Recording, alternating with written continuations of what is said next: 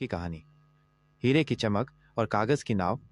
करण का जीवन एक भव्य महल की तरह था, जहां हर चीज करीने से सजी हुई और बेदाग थी। उसके पिता मिस्टर अग्रवाल शहर के सबसे बड़े बिल्डर थे, और करण का हर शौक, हर ख्वाहिश पलक झपकते ही पूरी हो जाती थी। उसके पास महंगी गाड़ियां, डिजाइनर कपड़े और दोस्तों का एक ऐसा घेरा था जो सिर्फ उसकी दौलत की चमक से आकर्षित होता था। उसके लिए दुनिया एक विशाल शॉपिंग मॉल थी, जहां हर चीज खरीदी जा सकती थी। एक दिन अपनी नई स्पोर्ट्स कार की टेस्टिंग करते हुए वो गलती से एक संकरी गली में जा पहुंचा। वहां कूड़े के ढेर, बदबू और गंदगी का साम्राज्य था। करण ने नाक पर रुमाल रखा और तेजी से बाहर निकलने की कोशिश करने लगा। तभी उसकी कार एक बड़े पत्थर से टकरा कर रुक गई। वह गुस्से में गाड़ी से बाहर निकला। वहीं पास ही एक लड़की थी जो कूड़े के ढेर से प्लास्टिक की बोतलें और गत्ते के टुकड़े बीन रही थी। उसके कपड़े मैले थे, बाल बिखरे हुए थे और हाथों पर धूल जमी हुई थी। पर जब उसने करण की तरफ देखा तो उसकी आंखों में एक अजीब सी चमक थी। एक ऐसी चमक जो करण ने अपनी दुनिया के किसी भी चमकदार हीरे में नहीं देखी थी। अरे, आप ठीक हैं? लड़की ने धीमी आवाज में पूछा। करण को लगा जैसे किसी ने उसके अहंकार पर पानी डाल दिया हो। हाँ, मैं ठीक हूं। पर यह क्या जगह है?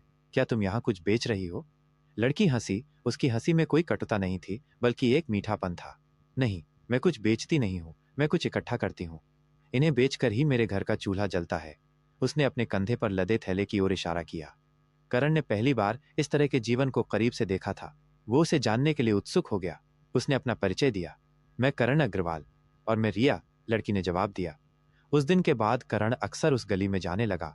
वो अपनी महंगी गाड़ी को दूर खड़ी करके पैदल ही रिया से मिलने आता। धीरे धीरे करण को रिया के बारे में कई बातें पता चली। वो एक कॉलेज स्टूडेंट थी जो अपनी पढ़ाई का खर्च उठाने के लिए कूड़ा बीनती थी। उसके पिता नहीं थे और माँ बीमार रहती थी। रिया का जीवन संघर्षों से भरा था, पर उसके चेहरे पर हमेशा एक मुस्कान रहती थी। वो कविताएं लिखती थी और एक दिन टीचर बनना चाहती थी। करण को लगा जैसे उसने एक बिल्कुल नई दुनिया खोज ली हो। रिया की सादगी, उसकी ईमानदारी और उसकी निस्वार्थता ने उसके दिल को छू लिया। करण ने अपनी दौलत से रिया की मदद करने की कोशिश की, पर रिया ने हमेशा विनम्रता से मना कर दिया। मुझे सिर्फ मेहनत की रोटी पसंद है करण। आप अगर मुझे अपना दोस्त मानते हैं तो बस मेरे साथ वक्त बिताइए। करण के दोस्तों को यह बात पता चली तो उन्होंने उसका मजाक उड़ाना शुरू कर दिया। क्या करण, तुम्हें शहर में और कोई नहीं मिली? एक कूड़ा बीनने वाली? करण ने उनकी बातों पर ध्यान नहीं दिया। उसे अब यह समझ आ गया था कि उसके दोस्त सिर्फ उसकी दौलत से दोस्ती करते थे, जबकि रिया ने उसे उसके रूप में अपनाया था। करण ने धीरे धीरे रिया के जीवन में शामिल होना शुरू कर दिया। उसने उसे पढ़ने के लिए किताबें लाकर दी, उसके साथ बैठकर घंटों बातें करता और उसे दुनिया की वो चीजें दिखाता जो रिया ने सिर्फ सपनों में देखी थी।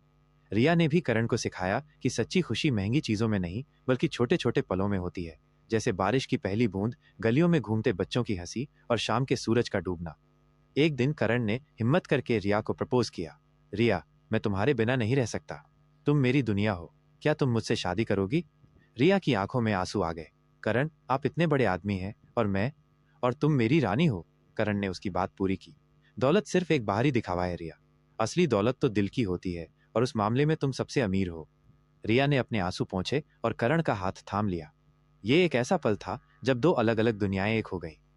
करण के पिता ने शुरू में इस रिश्ते का विरोध किया, पर जब उन्होंने रिया से मुलाकात की तो वे भी उसकी सादगी और विचारों से प्रभावित हुए। उन्होंने देखा कि रिया ने उनके बेटे को एक बेहतर इंसान बना दिया था, एक ऐसा इंसान जिसे सिर्फ दौलत से नहीं बल्कि इंसानियत से प्यार था। करण ने अपने पिता के साथ मिलकर रिया के सपने को पूरा करने के लिए एक स्कूल बनवाया, जहां गरीब बच्चों को मुफ्त में शिक्षा दी जाती थी। रिया अब उसी स्कूल में टीचर थी जहां उसने खुद अपने बचपन में कूड़ा बीनकर पढ़ाई की थी। करण अब अपने पिता के कारोबार में हाथ बटाता था, पर उसका ध्यान अब सिर्फ पैसा कमाने पर नहीं, बल्कि समाज के लिए कुछ बेहतर करने पर था। उनकी शादी एक साधारण समारोह में हुई, पर उनका प्यार किसी भी हीरे से ज्यादा चमकदार और किसी भी महल से ज्यादा भव्य था। उनकी कहानी ने यह साबित कर दिया कि प्यार की कोई सीमा नहीं होती,